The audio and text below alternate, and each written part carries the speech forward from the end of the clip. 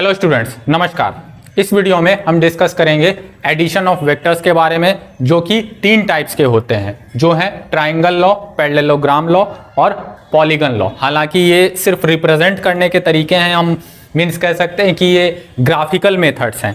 इसका एक और मेथड होता है जिसे हम कहते हैं एनालिटिकल मेथड, जिसे आने वाली एक वीडियो में हम डिस्कस करेंगे। एडिशन जो होता है कोई भी दो वेक्टर्स का, वो किसी स्केलर के जैसा नहीं किया जा सकता है। उसे ऐड करने का तरीका जो होता है वो अलग होता है, और आज हम ग्राफिकल मेथड से ये समझेंगे, मीन्स रिप्रेजेंट करके ये समझने की कोशिश करेंगे कि ये कैसे अलग होता है स्केलर के एडिशन के कंपैरिजन में। सबसे पहला है ट्राइंगल लॉ। इसमें ट्राइंगल लॉ में अगर हम मान लेते हैं हमारे पास कोई भी दो वेक्टर्स हैं, और वो दोनों वेक्टर्स जो हैं वो कुछ इस तरह से हैं। एक वेक्टर है A और दूसरा है वेक्टर B। ये हो गया A वेक्टर और ये हो गया B वेक्टर। इसका लेंथ जो है, दोनों वेक्टर्स के जो रेस्पेक्टिव लेंथ्स हैं वो उनके मैग्नीट्यूड को डिस्क्राइब कर रहे हैं, और जो उनका डायरेक्शन है वो इस एरो के साइन से उसे रिप्रेजेंट किया गया है। तो अगर कोई भी दो इस तरह से वेक्टर्स हैं, अगर हम उन्हें ऐड करना चाह रहे हैं, मीन्स उनका रिजल्टेंट निकालना चाह रहे हैं, तो ट्राइंगल लॉ उसके अनुसार ये कहता है कि अगर दोनों वेक्टर्स को end to end same order में अगर हम प्लेस करें, इस तरह से प्लेस करें कि वो एक ट्राइंगल के एडजेसेंट साइड्स के रूप में रिप्रेजेंट हो, तो उसके बाद जो उसी ट्राइंगल का जो तीसरा साइड होगा वो उन दोनों के रिजल्टेंट को रिप्रेजेंट करेगा, provided that it has the opposite order.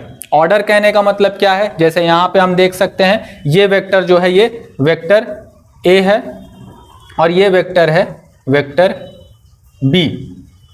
तो इन दोनों का सेम ऑर्डर है, मींस यहां से हमने चला तो ये टेल हेड हो गया, फिर उसके बाद टेल हेड है, लेकिन इनका जो रिजल्टेंट वेक्टर है जिसे हम R से रिप्रेजेंट कर सकते हैं, ये A प्लस B हो जाएगा, यानी इन दोनों का एडिशन वेक्टर जो कि रिजल्टेंट भी कहलाता है। और इसका जो ऑर्डर होगा ये अपोजिट हो जाएगा, रिवर्स हो जाएगा, क्योंकि यहाँ पे हम देख सकते हैं ये टेल हेड है और ये जो है हेड टेल हो गया।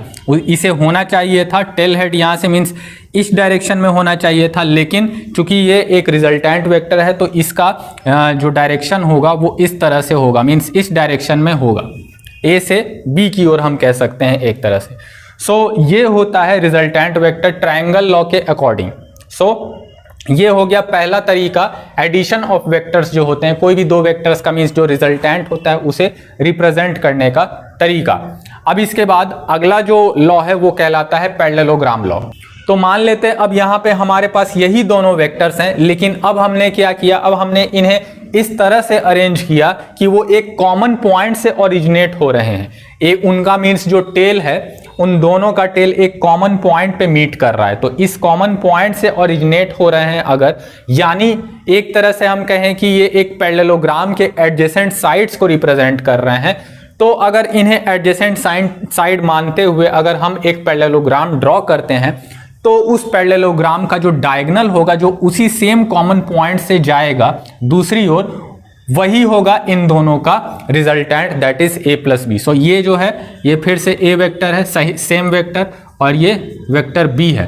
तो ये दोनों का जो रिजल्टेंट होगा पैरेललोग्राम लॉ के अनुसार, इन दोनों के बीच का निकलने वाला ये जो डायगोनल है वो होगा, that is this will be equal to R A plus which is equal to A plus B। ये होता है पैरेललोग्राम लॉ ऑफ एडिशन। एक तरह से हम देखें तो ये भी जो है ये भी ट्राइंगल लॉ के ही जैसा है, मींस एक तरह से रिप्रेजेंट करने का तरीका जो है वो सिर्फ बदल गया है। कैसे? A वेक्टर तो हम देख सकते हैं यहाँ पे सेम है, लेकिन अगर हम देखें इस चीज को, इस वाले साइड को, तो ये साइड दरअसल B वेक्टर के ही बराबर है, क्योंकि इसका डायरेक्शन भी सेम है, ये इसके पैरेलल है, इसीलिए। साथ में हम जानते हैं कि पैरेललोग्राम के अपोजिट साइड्स आपस में इक्वल होते हैं, तो इसे भी हम जो है ये कह सकते हैं B वेक्टर। अब यहाँ से अगर हम देखें तो ये डायगोनल जो है ये एक्चुअली इसी ट्राइंगल के जैसा, मीन्स सेम यही ट्राइंगल यहाँ पे बन रहा है, और ये जो डायगोनल है ये उस ट्राइंगल के तीसरे साइड को रिप्रेजेंट कर रहा है। तो ये एक्चुअली ट्राइंगल लॉ ही है, लेकिन बस ये हम कहें कि एक पैरेललोग्राम बना के हमने इसे देखने का जो तरीका है वो चेंज कर दिया, रिप्रेजेंट करने का तरीका जो है वो चेंज कर दिया। सो ये हो गया पैरेललोग्राम लॉ। इसके बाद लास्ट जो है जो तरीका वो है पॉलीगन लॉ।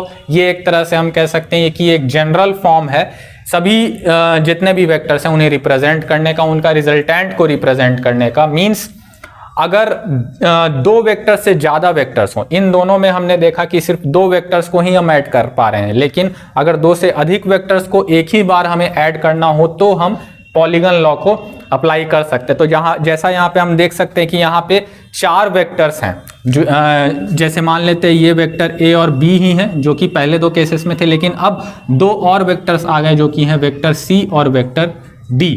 तो इन चारों वेक्टर्स का जो रिजल्टेंट वेक्टर होगा वो पॉलीगन लॉ के अनुसार अपोजिट ऑर्डर में होगा अगर इन्हें हम सेम ऑर्डर में अरेंज कर रहे हैं तो। जैसे यहाँ पे हम देख सकते हैं कि टेल हेड है, tail head, tail head and tail head, लेकिन जो इनका रिजल्टेंट होगा वो इस पॉलीगन का जो सबसे लास्ट साइड होगा, यानी इस केस में जो 5वां साइड है वो इनके रिजल्टेंट को रिप्रेजेंट करेगा। यानी ये वेक्टर आर अगर है, यानी इनका रिजल्टेंट है, then R will be equal to A plus B plus C plus D.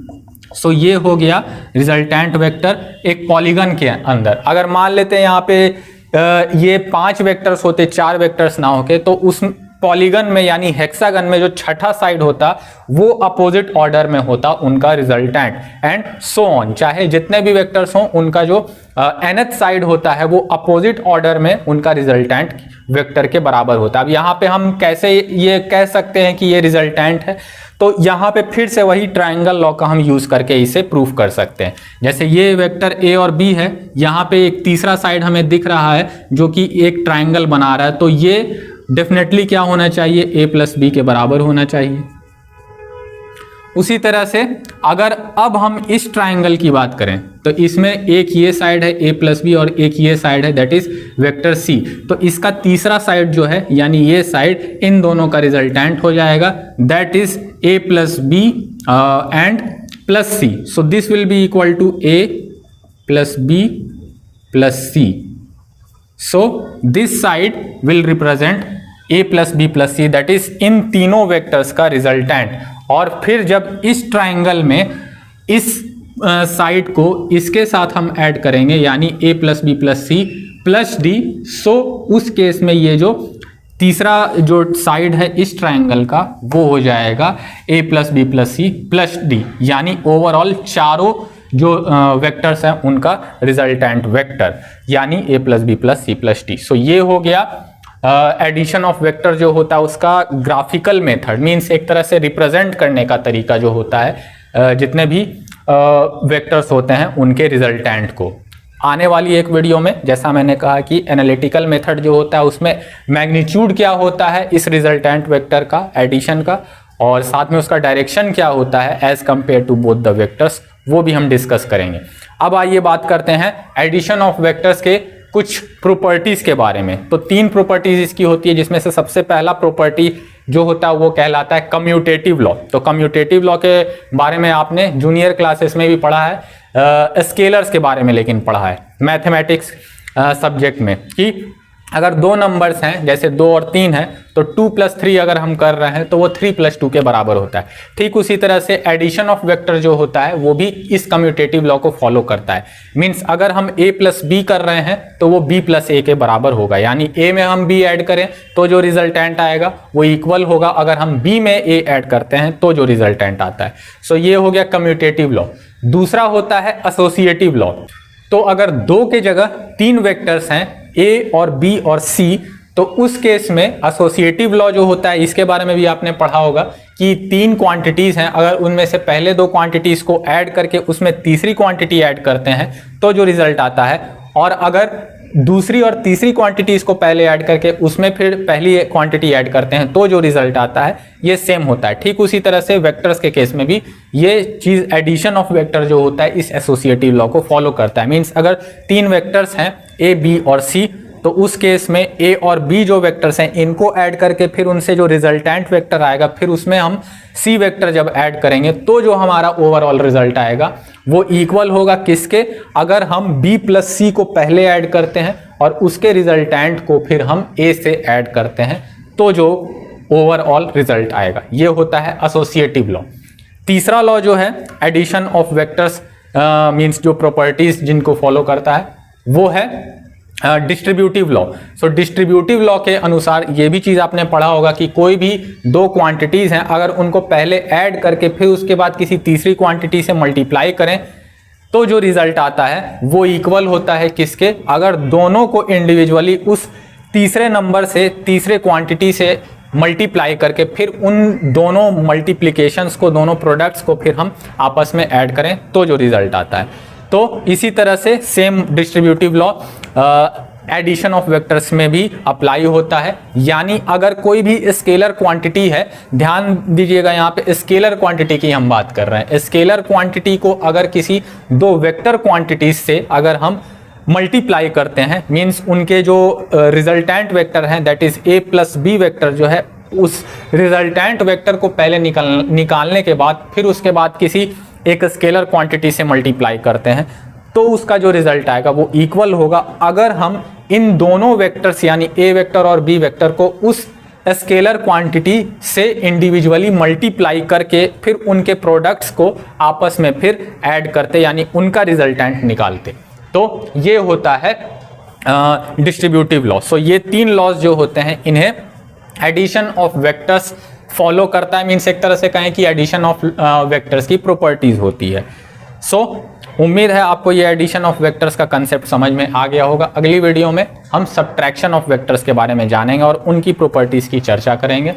सो अगर आपका अभी भी कोई डाउट है इस टॉपिक से रिलेटेड तो आप नीचे कमेंट सेक्शन में मुझे ज़रूर बताएं। सो मिलते हैं अगली वीडियो में। आज की इस वीडियो के लिए इतना ही, तब तक के लिए नमस्कार, जय हिंद, जय भारत।